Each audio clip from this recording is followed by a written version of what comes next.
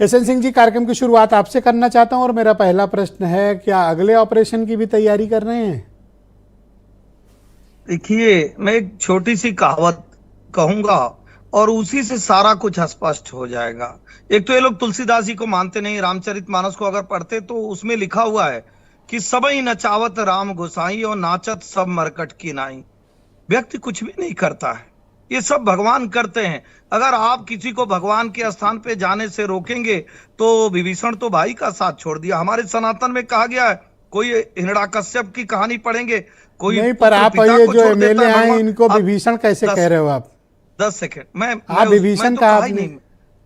मैं तो आप सुने, मैंने कहा कि भगवान के लिए एग्जाम्पल दे रहा था कि लोग किसको किसको छोड़ देते हैं और उससे भी एक कदम आगे जाइए। देखिए, मैं नहीं, मेरे दादा परदादा कहते थे, आपके यहाँ भी कहावत है कि स्वार्थ के सब सगे बिन स्वार्थ नहीं कोई, पाले सुग्गा सारिका काग न पाले कोई।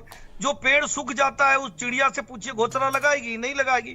नाव डूब रही है, किसी से कहिए आप यहाँ रुकेंगे? नहीं। जंगल में आग लगी, किसी को कहेंगे आप ये रुकेंगे? क्रॉस वोट नहीं। करने तो वालों सब की लगी। इज्जत कर रहे हो या उनकी बेइज्जती कर रहे हो आप?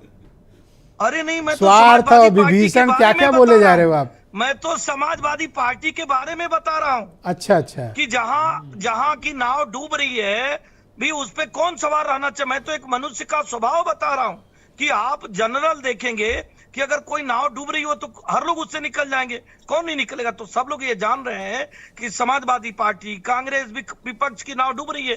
कोई नेता नहीं, कोई नीति नहीं है। तो और एक सवाल पूछा जाए, यहाँ सभी हमारे बड़े पैनलिस्ट बैठे हुए हैं, भैया अगर आपकी गणित के हिसाब से 2 आपका बैठ रहा था, आप तीसरे को क्यों खड़ा किए? क्योंकि आपको भी लगा कि हम मैनेजमेंट कर लेंगे। आप मैनेजमेंट में अधूरे हैं, आपको गणित आती नहीं है। भारतीय जनता पार्टी को गणित पर एक आती बात है, बताओ, इसलिए क्या सिर्फ भारतीय जनता राज्यसभा पार्टी के ने तय मकसद से सेंधमारी कराएं? सिर्फ इतनी सिंपल सी बात है, या फिर पार्लियामेंट में रायबरेली अमेठी को लेकर कोई आपके मन में दुविधा है? देखिए, जो सुंदर राजनीति होती है वो सरकार बनाती है। सुंदर राजनीति विकास की होती है, सुंदर राजनीति राष्ट्रवाद की होती है, सुंदर राजनीति 370 की समाप्त करने की होती है और सुंदर राजनीति 3 तलाक पर कानून ले आती है। सुंदर राजनीति भव्य राम का मंदिर बनाती है। तो निश्चित तौर पे ये देश तो सनातन का है। और ये जो कुछ भी देश हुआ तो उसको आप कहते हैं भगवान कि राम और ये कृष्ण का सुंदर है। राजनीति है। सुंदर राजनीति इसलिए कि अगर आप धर्म के साथ खड़े हैं, भाई मत देने का अधिकार किसका नहीं है?